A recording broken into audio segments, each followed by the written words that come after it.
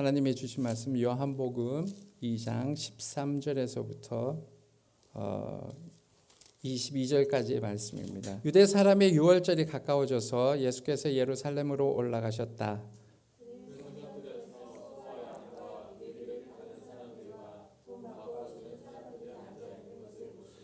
노끈으로 채찍을 만들어 양과 소와 함께 그들을 모두 성전에서 내쫓으시고 돈 바꿔주는 사람들의 돈을 쏟아버리시고 상을 둘러 엎으셨다.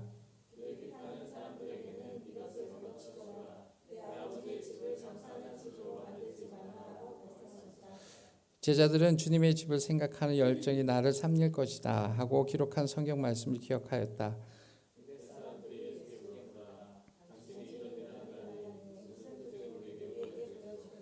예수께서 그들에게 말씀하셨다. 이 성전을 허물어라. 그러면 내가 사흘 만에 다시 세우겠다.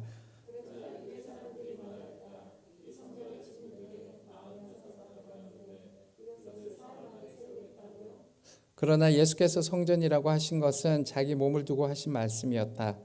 제자들은 예수께서 죽은 사람들 가운데서 살아나신 뒤에야 그가 말씀하신 것을 기억하고서 성경 말씀과 예수께서 하신 말씀을 믿게 되었다. 계속해서 예수님의 사역이 계속되고 있습니다.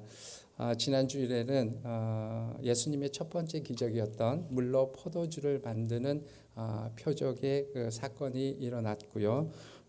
계속해서 예수님이 공생애 동안에 일어난 일을 말씀하고 있습니다. 본문 말씀 보도록 하겠습니다. 13절에 유대 사람의 유월절이 가까워져서 예수께서 예루살렘으로 올라가셨다. 이스라엘 백성들에게 있어서 가장 큰 절기 중에 하나가 바로 유월절입니다. 그래서 예수님도 그 유월절 절기를 지키기 위해서 예루살렘으로 올라가고 있었습니다. 유월절이란 그 의미는 한마디로 그 패스오버, 그래서 히브리어로는 페사흐, 헬라어로는 파스카라고 라는 뜻을 가지고 있습니다. 그래서 유대 백성들에게 있어서 유월절은 매우 중요한 절기입니다. 유월절은 이스라엘이 애굽의 식민지가 되었던 그 430년 동안의 기나긴 박해와 이 서러움의 노예 생활을 하게 됩니다. 그래서 이스라엘 백성들이 그 고통에 허덕이는 백성들을 해방시켜주기 위해서 모세를 이용해서 이스라엘 백성을 애굽에서 탈출을 하게 됩니다. 사실 애굽에 있었던 이스라엘 백성들을 애굽에서 탈출할 당시에 그렇게 쉽게 탈출을 하지 못했습니다. 그것은 애굽의 왕이 그 많은 노예들을 쉽게 이렇게 보내주지 않았습니다. 그래서 하나님은 애굽 나라에 재앙을 내리게 됩니다. 여러분들도 말씀에 잘 아시다시피 10가지 재앙을 내리게 됩니다. 첫 번째는 물을 피로 변하게 하는 그런 재앙을 애굽 나라에 만들어줍니다. 그리고 그 재앙부터 시작해서 개구리가 나타나고 이 파리, 그리고 가축의 돌림병, 그리고 악성 종기, 우방, 그리고 메뚜기, 그리고 흑암까지, 그래서 9가지 재앙을 애굽에 내립니다. 그럼에도 불구하고 헤롯은 완악한 마음에 이스라엘 백성들을 놓아주지 않았습니다. 그래서 마지막 재앙이 있었습니다. 그게 바로 그 집에 장자나 또는 첫 가축의 소산물을 죽게 하는 것이었습니다. 그게 바로 10번째 재앙이었습니다. 그런데 그 10번째 재앙은 똑같이 애굽 나라에 있었던 이스라엘 백성들도 있었기 때문에 그 10번째 재앙에서 피할 수 있는 방법을 알려주었습니다. 그것은 1년 된 어린 양의 피를 문설주, 집에 들어가는 입구의 문설주하고 인방에다가 피를 바르게 되면은 죽음의 천사가 패스오버, 그걸 넘어서 장자라든지 첫 번째 있던 가축의 소산물을 죽음을 면하게 되었습니다. 그래서 이스라엘 백성들은 그 말씀에 순종했기 때문에 그 죽음에서 피할 수가 있습니다. 그래서 그 마지막 재앙을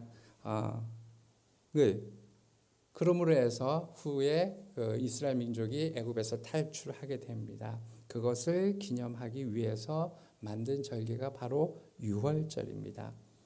그래서 이스라엘 민족을 살게 해주신 그 하나님의 뜻을 기리기 위해 지키는 절기가 바로 유월절입니다. 예수가 예루살렘으로 가는 것은 많은 사람들에게 복음을 전하기 위해서 유월절을 맞이해서 성전으로 가고 있었습니다.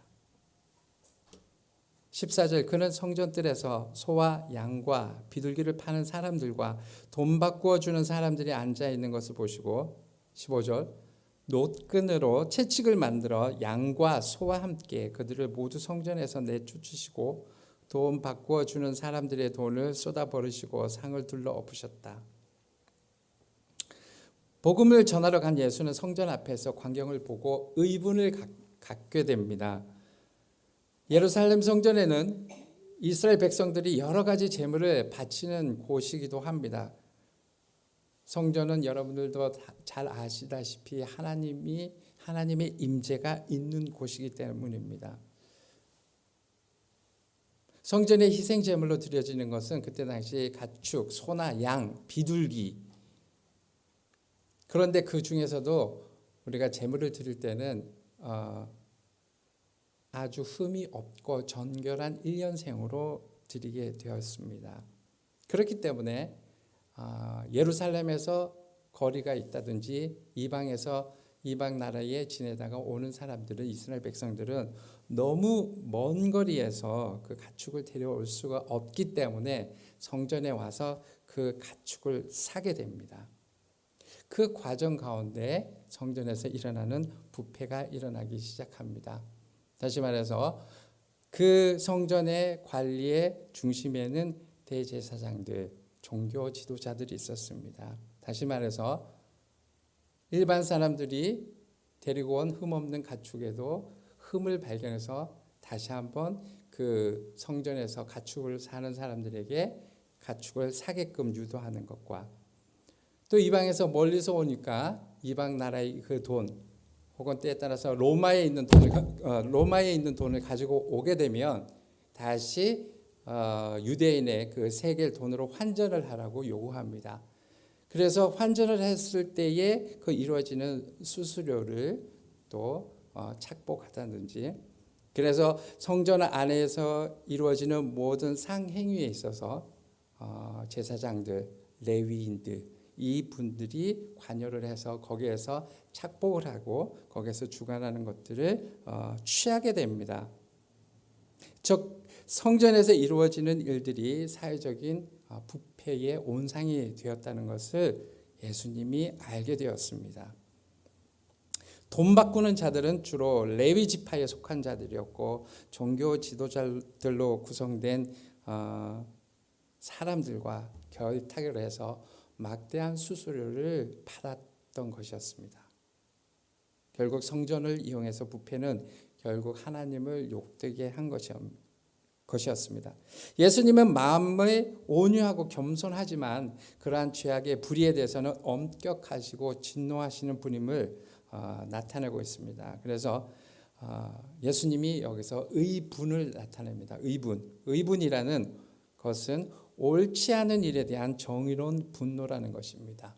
우리가 살다 보면은 정말 옳지 않은 일에 우리가 스스로 분노를 느낄 수 있는 그런 정의로운 마음이 있어야 된다는 것입니다.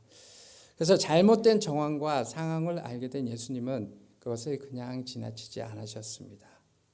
예수님은 질서 있게 나타납니다.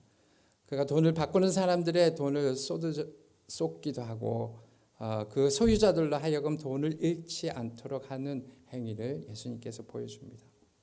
우리가 가끔은 이 화를 잘 다스리지 못할 때가 있습니다.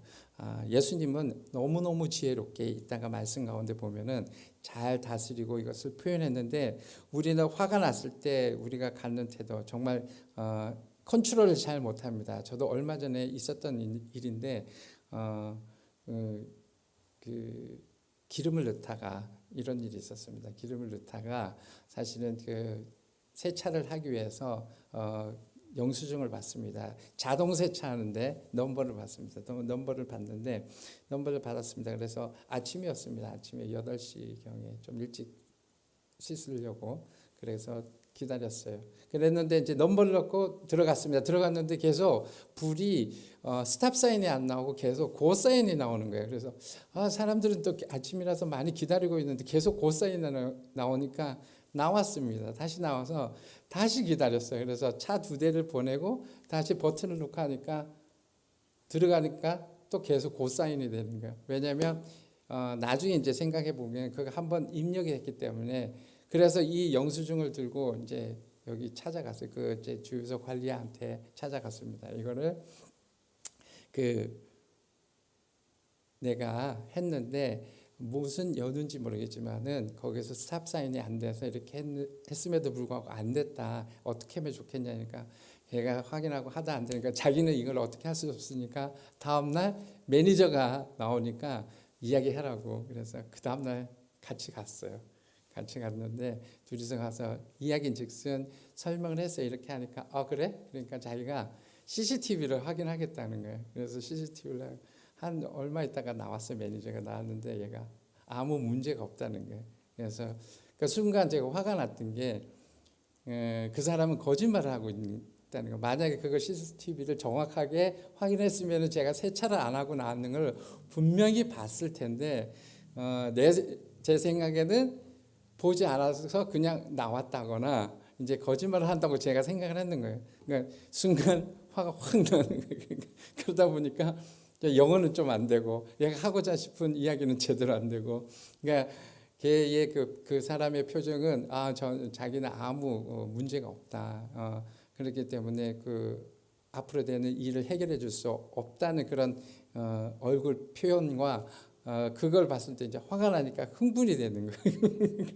흥분이 되니까 말하다가 그냥 나오자고 하고 나왔는데 우리가 이제 거기서 그러니까 좀 화를 안 내고 얼마든지 좀 더 조리 있게 할 수도 있었던 부분인데라는 게 이제 뒤돌아와서 생각이 들더라고요. 내가 내 마음대로 안 됐을 때 화가 나는 경우가 있는데 화가 났을 때 우리가 갖는 태도가 있다고 합니다. 아무래면은 이제 너무 흥분하지 않는 게 좋은데 가능하면 화가 났을 때 잠시 그 상황을 이렇게 피하는 게 좋다고 그래요. 그래서 상황에서 좀 한 걸음 이렇게 조금 이렇게 그 상황에서 벗어나 있는 게 화가 났을 때 좀 지혜롭게 하는 방법. 두 번째, 화를 낸 이후의 상상을 한번 이 상황에서 어떤 결과가 나올 건지 좀 한번 이렇게 생각을 해보는 이제 그 여유스러움을 좀 가지라는 겁니다. 이렇게 감정이 어떤 상황에서 그리고 반드시 이래야만 되는 것을 한번 생각하는 거죠. 사람들 언제나 내가 하는 방법에 대해서 그 사람도 똑같이 방법을 이해하고 행동한다는 것은 아니라는 거죠. 그래서 상대방은 내가 맞는 행동이 이렇게 했을 때 상대방도 똑같이 그게 답이 나오는 수가 없다는 거죠. 그래서 그런 것도 한번 생각해보고 그 사람의 입장을 한번 또 생각해보려는 거죠. 그 사람이 그 상황이 수밖에 없었다는 충분한 어떠한 요인이 있다는 거죠. 내 입장에서는 내가 알 수 있는 최대한의 요인이 있듯이 그 사람도 이해 못할 수 있는 요인이 분명히 있다는 거. 그리고 절대로 이제 그 화가 났을 때 공격적이지 말고 적극적으로 그러니까 흥분을 하지 말라는 거지. 흥분을 하지 말고 대신에 그런 일이 상황에 있으면 차분하게 적극적으로 하는 게 그것을 그 상황을 좀 더 잘 할 수가 있다는 거죠. 그리고 화나게 했을 때 그것을 하루 종일 묵상을 하지 말라. 분의 분위기여서 하지 말. 그러면은 그래봤자 결국 나만 힘들고 어려워진다. 분노에 사로잡히면은 내 분노 때문에 얽매인 사람이 될 수가 있고 또 그거를 묵상을 하게 되면은 사회적으로 제가 부정적인 생각을 많이 하기 때문에 내가 갖고 있는 그 생각을 분노에 사로잡힌 것을 빨리빨리 없애는 그런 마음을 가지라는 것입니다. 왜 제가 이 말씀을 드렸냐면 이제 그 예수님이 여기서 의분을 냈어요. 화가 났어요. 예수님도 똑같은 우리와 같은 감정을 갖고 있기 때문에 근데 화를 내셨는데 굉장히 지혜롭게 냈다는 겁니다. 뒤에 보면은 16절에 비둘기 파는 사람들에게는 이것을 걷어치워라. 내 아버지 집을 장사하는 집으로 만들지 말아라고 합니다. 예수님께서 이제 그 의분을 거기서 냅니다. 처음에는 그 전에는 어떻게 했습니다. 어떻게 했냐면은 그는 성전들의 소와 양과 비둘기를 파는 사람들과 돈 바꿔주는 사람들을 앉아 있는 것을 보시고 15절 노끈으로 채찍을 만들어 양과 소와 함께 그들 모두 성전에서 내쫓으시고 돈 바꿔주는 사람을 돈을 쏟아버리시고 상을 둘러엎게 됩니다. 그러니까 딱 들어가니까 성전의 뜰에 소와 양과 비둘기 파는 사람들과 돈 바꿔주는 사람들이 있습니다. 그러니까 첫 번째로 했던 게 노끈으로 채찍을 만들어서 양과 소와 함께 성전으로 이제 내쫓으셨다는 거죠. 그러니까 양과 소를 성전에서 내쫓았다는 것은 어찌 보면은 이제 양과 소에게 해를 끼친 게 아니라 그 장소에서 떠나게 했습니다. 떠나게. 그리고 돈 바꿔주는 사람을 돈을 쏟아버리시고 상을 둘러엎으셨다. 우리가 이제 이런 거죠. 여기에 재미있는 일이 뭐냐면 화가 났으면 예를 들어 거기에 상에다가 돈이 있었으면 상 자체를 이렇게 둘러엎었을 텐데 똑같이 엎었는데 예수님은 돈은 잘 찾을 수 있으라고 돈을 이렇게 상 아래로 이렇게 쓸어 넣고 상만 이렇게 엎으셨다는 얘기입니다. 그러니까 예수님이 화를 내시더라도 충분히 이제 만약에 상체로 그걸 엎었으면은 돈이 날아갔겠죠. 그래서 못 찾을 수도 있는데 돈은 쏟아버리고 밑에 찾을 수 있게 쏟아버리고 상을 둘러 엎으셨습니다. 그래서 의분이 나는 것은 표현을 했습니다.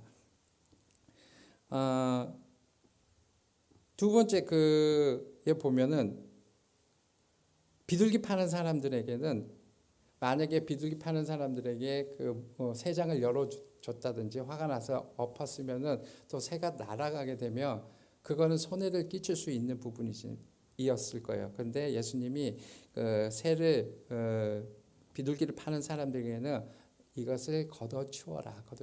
내 아버지의 집을 장사하는 집으로 만들지 말아라 하고 말씀하셨습니다. 그러니까 그 상인 스스로가 그것을 치울 수 있게끔 이야기를 합니다. 예수님의 정의에 대한 분노도 있으셨지만 사랑과 함께 있음을 짐작할 수 있는 행동이 나옵니다. 소나 양들은 채찍으로 내쫓을 수 있었지만 새 장에 갇혀있는 비둘기는 가져가야만 했습니다. 거기서 양이나 소는 이렇게 흩으셨지만 얼마든지 주인이 거기서 다시 취할 수 있었고 또한 새 장에 갇혀있는 비둘기는 가져가야만 했기 때문에 그 새 장의 주인들을 알아서 치우라고 명합니다. 그래서 예수님이 의분을 내셨지만은 남의 소유물을 그렇게 존중하면서 그렇게 표현하셨다는 것입니다. 성전은 세속과 혼동시키지 않아야 된다는 것입니다. 그래서 예수님은 성전을 내 아버지의 집이라고 하시면서 예수님이 하나님의 아들이라는 것을 밝히고 계십니다. 내 아버지의 집이라고 하신 것은 곧 자신이 메시아임을 말하고 있습니다.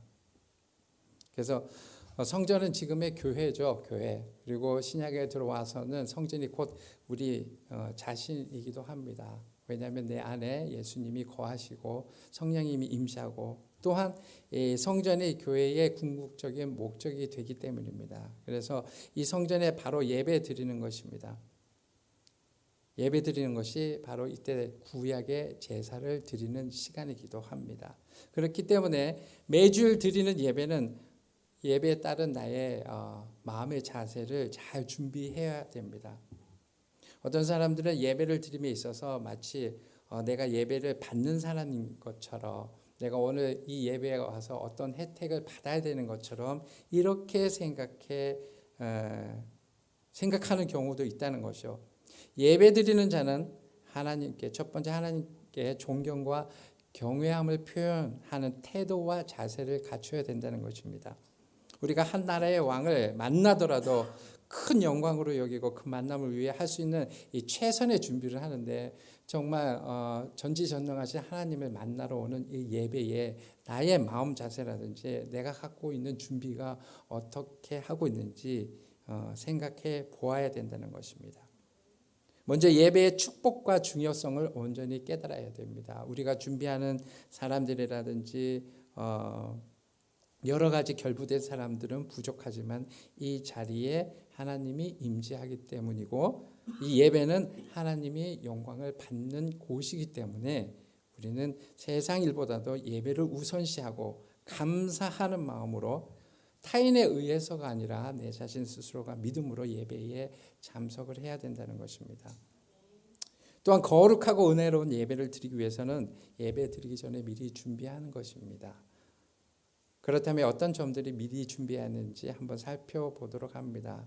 그래서 우리가 예배 전에 꼭 일찍 미리 도착해서 예배를 준비합니다. 그리고 몸과 마음을 경건하고 단정한 옷차림으로 참여합니다.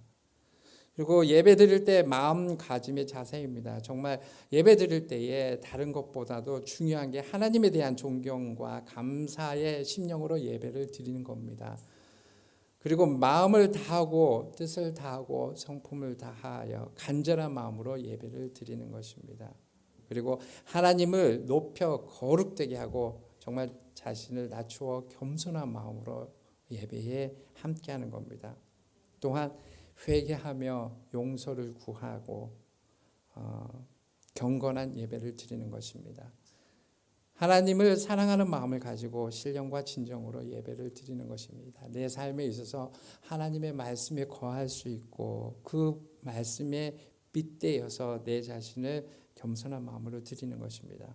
그리고 되도록 예배에 외부적인 생각, 잡다한 생각, 정말 예배 가운데서는 오직 하나님 말씀에 집중해서 예배를 드리는 것입니다. 예배 드릴 때 태도 또한 우리가 보여지는 그 부분이 아니라 하나님께 경건한 마음을 드리기 위해서는 바른 자세로 예배를 드리는 것입니다. 예배는 사람에게 드리는 것이 아니라 하나님께 드리는 것을 잊지 말아야 되는 것입니다. 그렇기 때문에 외형적인 것도 중요하지만은 우리 마음의 중심이 더욱 중요하다는 것입니다. 하나님께서는 죽을 수밖에 없는 우리의 인생들에게 영원한 생명과 구원을 베풀어 주셨습니다. 그러므로 우리는 예배를 통해서 정말 하나님께 감사와 찬양과 영광이 넘치게 올려드리는 것입니다. 하나님께서 기뻐하시는 거룩한 예배를 드리기 위해서는 몸과 마음을 미리 경건하게 하나님께 대한 존경과 감사함으로 나가는 겁니다. 예배는 하나님께 드려지는 시간이기 때문입니다. 17절에 제자들은 주님의 집을 생각하는 열정이 나를 삼릴 것이다 하고 기록한 성경을 말씀을 기억하였다. 하나님을 참되게 쫓음으로써 당하게 되는 고난과 핍박을 말하고 있습니다. 정말 하나님은 우리에게 말씀을 통해서 이야기하고 있습니다. 정말 나를 따를 것이냐 했을 때에 넓은 길이 아니라 좁은 길이라고 말씀하셨습니다. 우리가 신앙생활을 하면서 분명하게 하나님을 믿음으로 해서 손해보는 게 분명히 있습니다. 하나님을 믿음으로써 그 말씀을 지키기 위해서 약한 부분이 있습니다. 부족한 거 있습니다. 그런데 그것을 믿음으로 다해서 나갈 수 있도록 해주신다는 것입니다. 그게 결코 우리를 하나님의 은혜 가운데 나가는데 방해가 되지 않는다는 것입니다. 그러면 모든 게 좋아지고 윤택해지고 많아지고 커지는 것이 아니라 정말 하나님을 믿으면서 내가 희생되어야 하고 어떠한 일에 대해서 고통을 당해야 되고 어떤 것에 대해서 손해를 보여야 되는 일들이 있다는 사실입니다. 우리가 믿음의 그 큰 여정에 갔을 때에 그럴 때에 믿음이 나타난다는 것을 이야기하고 있습니다. 18절 유대 사람들이 예수께 물었다. 당신이 이런 일을 하다니 무슨 표징을 우리에게 보여주겠어? 거기 있는 많은 사람들이 예수님의 그 의분의 광경을 목격했습니다. 도대체 당신이 무엇인데 거기서 상을 얻고 거기에 소야 양을 다 내쫓고 그러한 행위를 유대 종교자들이 봤습니다. 무슨 짓을 하는 거야? 우리가 그동안에 아름아름 이익을 보고 있었는데 저렇게 되면은 그런 이익을 볼 수가 없게 되고, 누구인데 감히 하나님을 믿는 유대 종교 지도자들이 결탁되어서 했던 그런 일이 당신이 무엇이었는데 그런 행동을 하느냐 하고 묻게 됩니다. 종교 지도자들은 안 되겠다. 예수를 어떤 형태로든지 해서 이 사람을 매장시킬 것을 생각합니다. 그들은 예수를 한낱 거짓 메시아 아니면 사이비 예언자로 만들어서 예수님을 없애버릴 마음을 갖게 됩니다. 무엇보다도 무한한 이익이 되는 것을 없애버렸기 때문에 다들 분노가 넘쳤던 것이었습니다. 그들의 마음에는 완악하게 됩니다. 그 당시 자칭 메시아라고 주장하면서 백성들을 미혹하다가 죽임을 당한 자들이 있었기 때문에 그렇게 몰아세워서 없애는 것은 큰 문제가 될 것도 없었고, 워낙 그때 당시에도 내가 메시아다, 내가 메시아다 그랬던 사람들이 많이 나타났기 때문에 그들은 별로 어려운 일이 아니었습니다. 예수님께서는 많은 이적 기사들을 보여주시지만 그것들을 보고 믿는 사람은 그리 많지 않았습니다. 19절, 예수께서 그들에게 말씀하셨다. 이 성전을 허물어라. 그러면 내가 사흘 만에 다시 세우겠다. 여기에서 나오는 성전은 예수님의 몸을 가리킵니다. 그 이유는 성전이 하나님의 임재를 상징하듯이 예수님이 성육신, 곧 하나님의 충만하신 임재를 의미하기 때문입니다. 그래서 너희들이, 거기 있는 사람들이 성전, 즉 예수님을 죽게 만들면 내가 사흘 만에 다시 부활한다는 그런 의미에서 말씀하셨습니다. 유대인들은 그의 몸을 십자가에 못 박아 헐어버리려고 했지만 예수님은 사흘 만에 다시 부활할 것을 비유적으로 말씀을 하신 것이었습니다. 20절, 그러자 유대 사람들이 말하였다. 이 성전을 짓는데 46해나 걸렸는데 이것을 사흘 만에 세우겠다고요? 라고 반문합니다. 그도 그럴 것이 성전을 무너뜨린다 그러니까, 그때 당시 예루살렘 성전은 거의 46년 동안 지어진 아주 튼튼한 그런 성전이었습니다. 감히 예수님께서 그러한 성전을 어떻게 무너뜨리냐고 이야기를 합니다. 유대인들은 그 말씀을 문자 그대로 해석했기 때문입니다. 그리고 또 이제 가만히 보면 말씀을 해석할 때 이런 부분에 대해서 오점을 남기는 경우가 있습니다. 그래서 하나님의 말씀을 제대로 이해하지 못하고 내가 갖고 있는 방식대로, 내가 해석하는 좋은 의미대로 그 말씀을 이해하는 경우가 있습니다. 그래서 우리가 말씀을 볼 때는 그 말씀의 저자, 그리고 하나님께서 나에게 진정으로 말하는 그 의미를 잘 알아야 된다는 것입니다.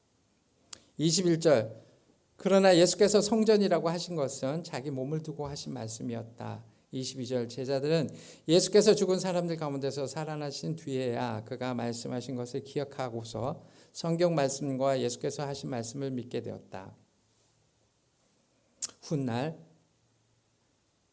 제자들은 알게 되었습니다. 예수님께서 왜 성전을 그렇게 표현해야 했는지. 예수님께서 성전으로 그 육체를 비유하신 이유는 구약 성전이 신약교회와 같기 때문입니다.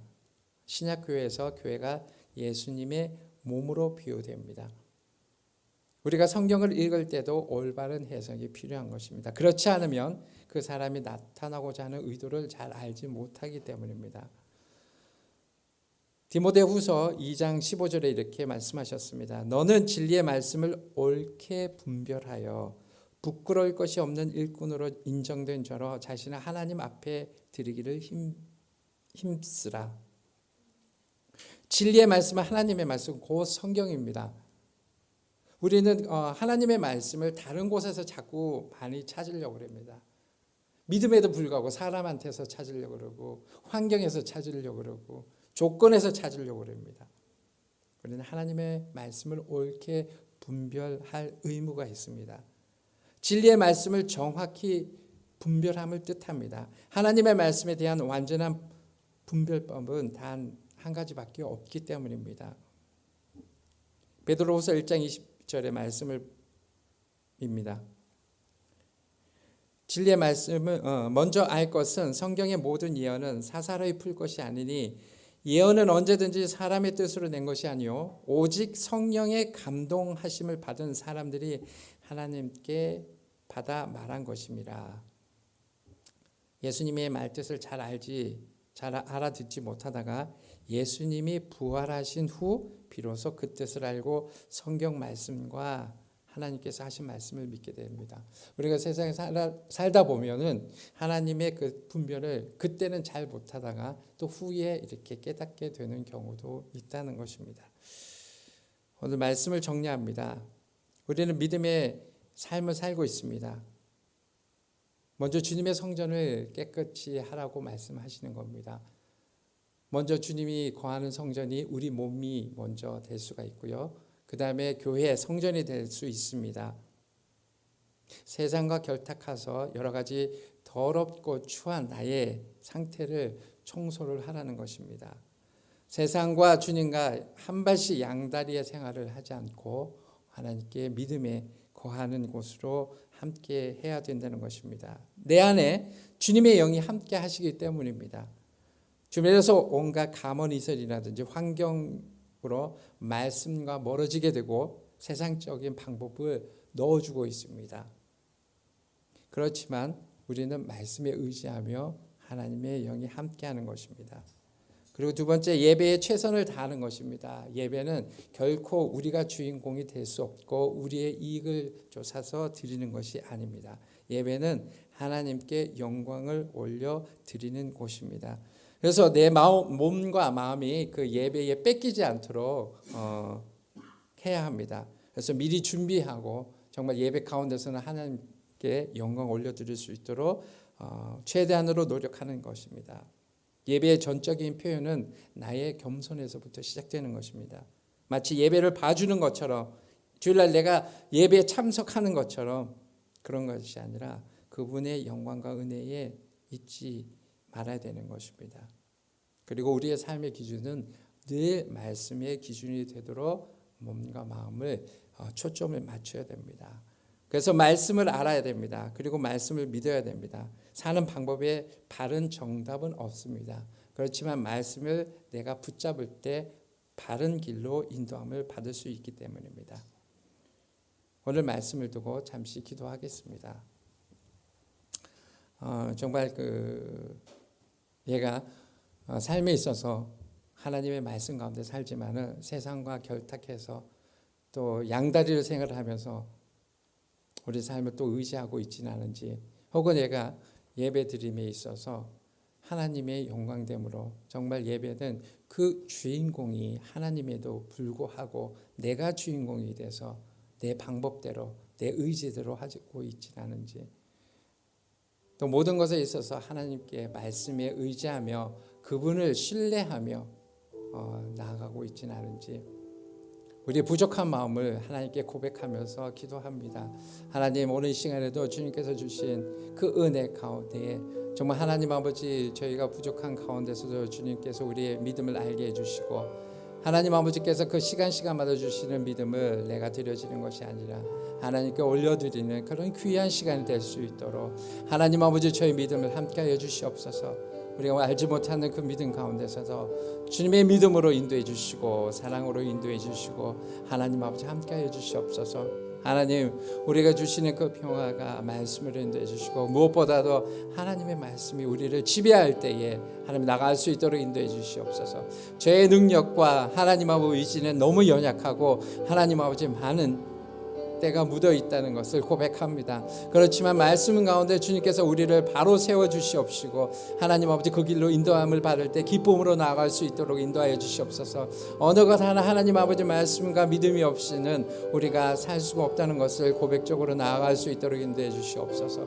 하나님 아버지께서 우리가 선한 길로 인도할 때에, 영광 받으실 때에 우리가 정말 하나님 아버지 겸손히 나갈 수 있도록 인도해 주시고, 주님 거기에 내가 아는 하나님께 영광 돌릴 때에 풍성한 은혜로서 임하여 주시옵소서. 하나님 아버지께서 우리를 붙잡아 주시옵시고 능력 가운데 인도하여 주시옵소서. 하나님 아버지, 우리의 믿으다 하나님 아버지 믿음 가운데 나갑니다. 하나님의 주께서 주시는 그 평화가 아버지 날마다 하나님의 넘쳐날 수 있도록 하나님께서 도와주시옵소서. 하나님 내려주시옵소서. 감사를 드리며 예수 그리스도의 이름으로 기도드립니다. 아멘. 아멘.